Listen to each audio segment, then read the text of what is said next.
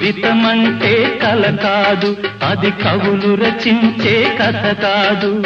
కనుమరుగైనది సిరి కాదు, అది మనదని తలచుట సరికాదు.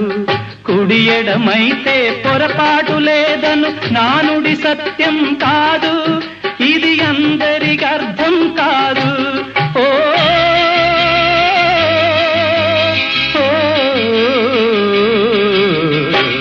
వేగు చుక్క మొలిచింది, వేకువ పొడ చూపింది, తూరుపు తెల్లవారక ముందే కాలం మాటేసింది, నా కళ్ళను కాటేసింది.